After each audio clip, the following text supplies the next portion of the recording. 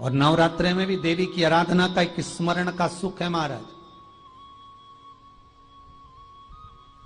ज्योत का विधान है, नवरात्रे में देवी की ज्योत लगती है, अखंड ज्योति लगती है, जवारे बुआए जाते हैं, कलश लगता है। ज्योत का भी विधान है। जिसके यहां दिया अखंड जलाया जाता है, अगर वो दिए की लो, दिए की बाती अगर दक्षिण दिशा की होती है तो उसके घर में साल भर में एक घात जरूर होती है।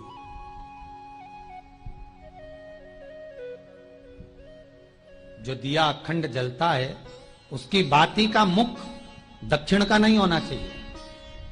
अगर आपने देवी भागवत का स्मरण कराओ, देवी भागवत को अगर सुना हो, तो देवी भागवत में स्पष्ट किया गया कि पूर्व की ओर मुख करा हुआ दिया, अर्थात पूर्व की ओर ज्योत जो जलाई जाती है वो संपदा की वृद्धि करती है। पश्चिम की ओर मुख कर कर जो ज्योत लगाई जाती है महाराज, वो वैभव को देती है। और उत्तर की ओर जो मुख कर कर ज्योत जलाई जाती है, उत्तर की ओर जो ज्योत का मुख रहता है वो आयु की वृद्धि करती है, घर में अकाल मौत को रोकती है।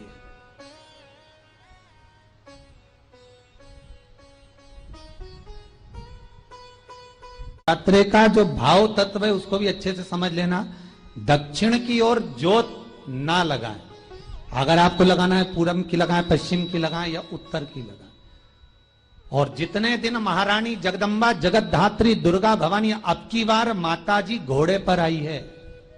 हर बार देवी बदल बदल के आती है, इस बार जो नवरात्रे आए वो घोड़े के आए।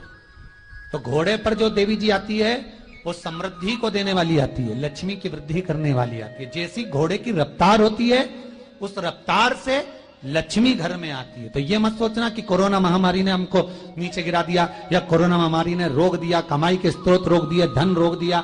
चिंता मत करना। मेरी मां जगत जननी दुर्गा भवानी अब की बार घोड़े पर आई है।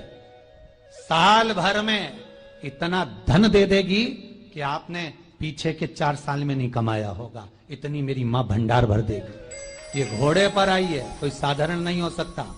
देवी भागवत में स्पष्ट किया गया, जब जगदम्बा मगर पर आती है उसका भाव अलग है, और जगदम्बा जब हाथी पर आती है उसका भाव अलग है, और जगदम्बा जब घोड़े पर आती है तो जगत को समृद्धिवान बना देती है, वैभव में कमी नहीं आती। अभी भले दुनिया के लोग अभी रोते हैं कि पैसा नहीं आ रहा, कोरोना महामारी ने सब तोड़ दिया, रोक दिया, पर चिंता ना करना।